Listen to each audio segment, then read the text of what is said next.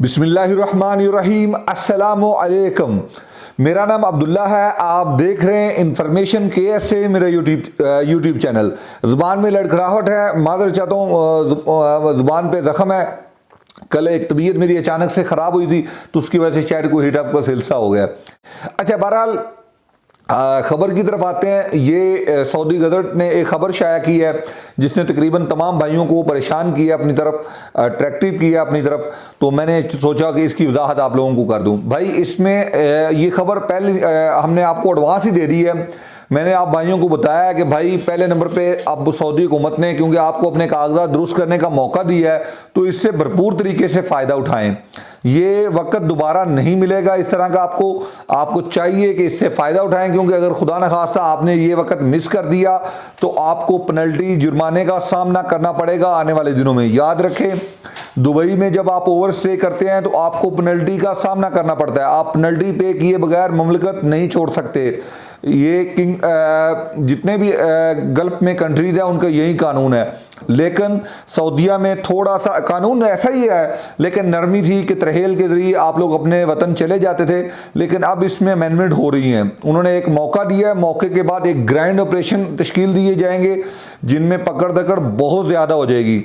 तो मेरे ख्याल में 2022 के सूरज के साथ साथ आपको इसके डूबने से पहले पहले अपने कागजात दुरुस्त करने चाहिए। भाई, अब हमारे पास आप इशू बना रहे हैं कि यार पैसों का बंदोबस्त नहीं, ये है वो है, इधर उधर की बातें कर रहे हैं। तो मेरा भाई, जब हमारे पास सारा सिलसिला नहीं था, ये कोई चीज़ नहीं थी, तब हम इस चीज़ के पीछे लगे होते कि कहीं से हरूप कैंसिल हो जाए। 10,000 15,000 देने को तैयार थे। अब सऊदी हुकूमत की तरफ से मौका मिला है तो हम कह रहे हैं ये हमारे पास पैसे नहीं है। ये भाई आपके 4 साल से 5 साल से 10 साल से इकामे एक्सपायर है। अगर आप उनकी इकामों की जस्ट रसूम लगा लें तो आपको पता लग जाएगा कि कितना मबलग बनता है। तो मेरे ख्याल में आपको इस नींद से बेदार होना चाहिए और किसी भी तरह से करके, मैं तो इस हद तक आपको कहूँगा कि अगर कोई चीज़ आप गवा के भी अपने कागजात दुरुस्त कर लें, अगर आप समझते हैं कि सऊदीया में आप कामयाब हो सकते हैं तो ये इसमें भी आपका फ़ायदा है। क्योंकि इस सऊदी गज़ट की खबर के मुताबिक तो मैं आपको मज़ीद कहूँ कि उन्होंने कहा ये जो उनके एब्सेंट फ्रॉम वर्क लगे हुए हैं ये एज इट एज ही रहेंगे, फिर हम इन्हें ख़त्म नहीं करेंगे। तो इसके ऊपर भी अगर कल को कोई पेनल्टी का ऐलान हो गया तो हमारे लिए और मुसीबत बन जाएगी फिर। ठीक है मेरा भाई, ये बात ज़हन में रखें। आप अपना ट्रांसफ़र करें फौरी तौर पे ताकि एब्सेंट फ्रॉम वर्क ख़त्म हो सके। बाकी मैं पहले ही आपको बता चुका हूँ कि हरूप ख़त्म हो जाएगा, नया हरूप नहीं होगा। ये पुराने हरूप जो हैं वो तो अब रहेंगे, क्योंकि सऊदी गज़ट की खबर में उन्होंने वादा कर दिया है कि ये हरूप एज इट एज ही रहेंगे। नया हरूप का जो सिलसिला है वो इंतहाल अमल है। हरूप की जगह पे इंतहाल अमल है। इंतहाल अमल के बाद 60 दिन के अंदर अंदर आप अपना किसी भी जगह ट्रांसफ़र कर सकते हैं या आपको ममलिकत सऊदी अरबिया छोड़ना है एग्जिट की सूरत में। ये 2 चीज़ें हैं। ये इसके बारे में मैं आपको मुकम्मल वजाहत कर चुका हूँ इससे पहले भी। लेकिन मेरा भाई, कंपनीज़ को उन्होंने एक चीज़ जो है उसकी यकीन दहानी कराई है कि अगर कोई वर्कर्स आपसे भागते हैं तो यकीन करें कि हम उनके साथ ताउन नहीं करेंगे, बल्कि उन्हें पेनल्टी जुर्माने का सामना करना पड़ेगा। तो इस तरह जितने भी आप लोग भाई हैं, अपने कफील के साथ आप लोगों का कॉन्ट्रैक्ट हुआ है, सोच समझ के कॉन्ट्रैक्ट किया करें। परेशान होने की बाद में फिर आप परेशान होंगे, उसका कोई फ़ायदा नहीं है। पहले जब आप कॉन्ट्रैक्ट कर रहे हैं उसका फ़ायदा है। 1 साल का कॉन्ट्रैक्ट करें, ज़्यादा ना करें। 2 साल का कर लें अगर मैक्सिमम करना हो तो, इससे ज़्यादा ना जाएँ। ये आपके लिए बहुत फ़ायदेमंद चीज़ है। तो मैं आपको मशवरा ज़्यादा का नहीं दूंगा, मिनिमम कॉन्ट्रैक्ट का मशवरा दूंगा ताकि आपके लिए कल को परेशानी ना बने कोई भी। बहुत बहुत शुक्रिया, ढेर सारा ख्याल रखिएगा। और कुछ भाई नाराज़ हो जाते हैं 1 मिनट में, पता नहीं वावेला मचा देते हैं, मैं मिनिस्ट्री में कंप्लेन कर दूंगा, ये हो जाएगा। यार इस तरह कुछ भी नहीं होता मेरा भाई, आप परेशान ना हुआ करें। अल्लाह खैर करे, हम कहीं नहीं जाएंगे, यहाँ हैं हम। अगर कोई काम किसी का रहता है मोस्ट वेलकम, हमसे बात करें कि ये काम है, इसके सिलसिले में ये ताख़ीर है, हम उसे हल करके देंगे।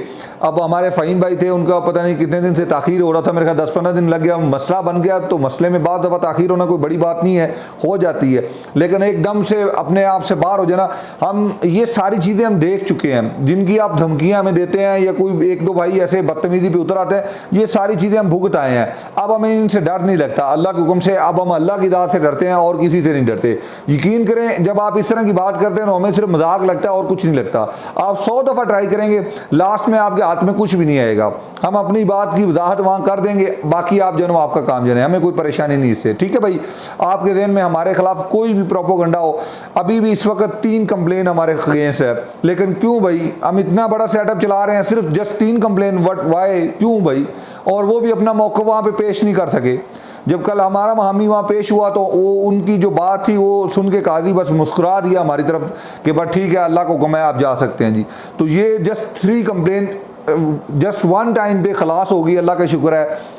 उन्हें यकजा किया गया, पहले हमने उनको यकजा करवाया कि भाई हम बार बार महामी की खिदमत हासिल नहीं कर सकते क्योंकि ये टेक्निकल पॉइंट है, हमें नहीं पता इसका, इसके लिए महामी ज़रूरी है, तो पहले इन्हें यकजा करें। तो अल्लाह का शुक्र है उन्होंने यकजा सेशन किया। पहले सेशन पे ही उन्होंने कहा कि आप फिज़िकली जो है ना वो पेश हों। हमने फिज़िकली अपना महामी साहब लेके पेश हुआ, अल्लाह का शुक्र है दूसरी बात ही नहीं हुई वहाँ पर। तो मेरा भाई इससे फ़ायदा नहीं होता, बाद में आप लोगों को वहाँ शर्मिंदगी उठानी पड़ती है। तो ये एक चीज़ है जो आपको समझ नहीं होगी। बहुत बहुत शुक्रिया, ढेर सारा ख्याल रखिएगा, अल्लाह हाफिज़।